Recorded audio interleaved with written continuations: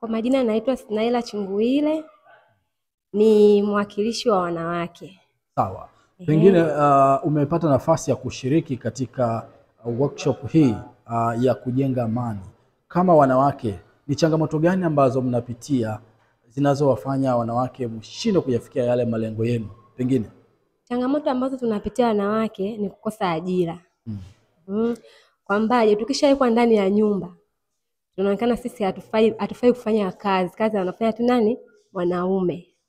Sisi tunakuwa tu nyumbani tunakaa na watoto. Hizo ndio ambazo changamoto ambazo tunapitia, kwa hiyo tunakuwa kitu gani?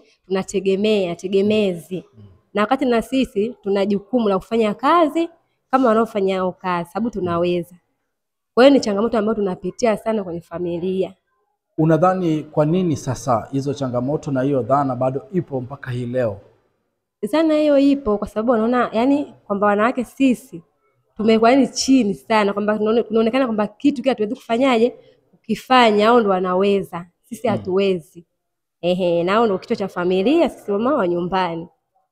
Labda ni kitu gani sasa kifanyike ili kuondoa hiyo changamoto ambayo wanawake mnakabiliana nayo?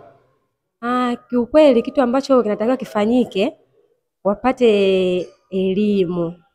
Wapate elimu kwamba wanawake nao wana haki ya kufanya kazi kama wanaofanya hao.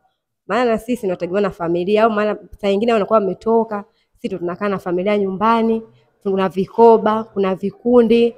Wanawake sasa hivi wengi wanajishughulisha, wanafanya mahitaji yao.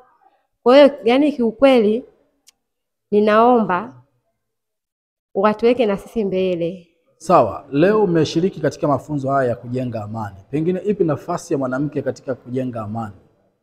Nafasi ya mwanamke katika kujenga amani kwenye familia ipo. Kwa sababu kuna mnapokaa kwenye familia, na mimi kuna muda natoa mawazo. Kwenye familia natoa mawazo. Kwa hiyo pia nakuwa najenga amani. Kama kumetokea mgogoro kwenye familia, mimi natoa mawazo kwamba jamani nikifanyike hiki amani inaweza ikatokea ikawepo.